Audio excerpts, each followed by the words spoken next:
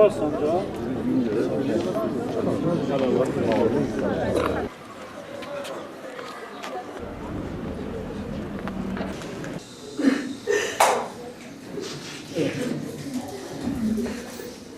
Çocuklarımız başı sağ olsun, Allah rahmet etsin.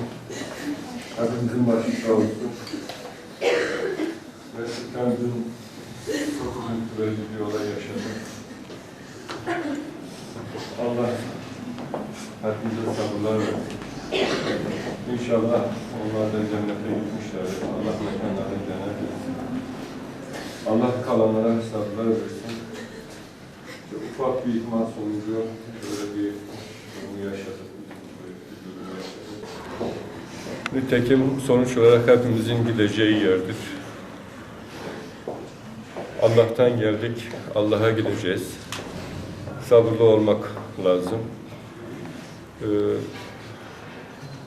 Yasımızı yaşayacağız.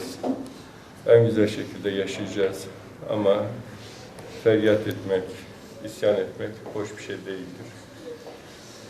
Bunu vakur bir şekilde, en güzel şekilde kendilerine dua ederek Allah'tan merhamet dileyeceğiz ve Allah'tan sabırlar dileyeceğiz.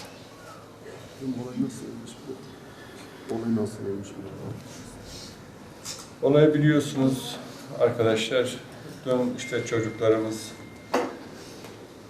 serinlemek amaçlı veya da işte dolaşmak amaçlı dere kenarına inmişler.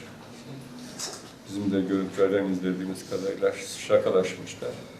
Fakat bu şakalaşma sırasında da artık dengeleri kaybolduktan sonra öyle bir suya sürüklenmişler. Aslında baktığımız zaman çok boğulacak derecede bir suda değil ama dedik bir takdir-i ilahidir.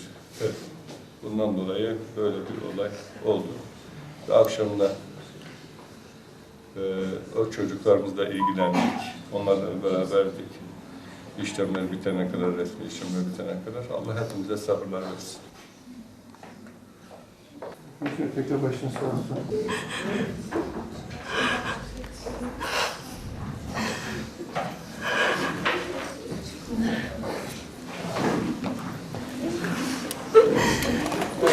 Bahçeye çıkabilirsiniz.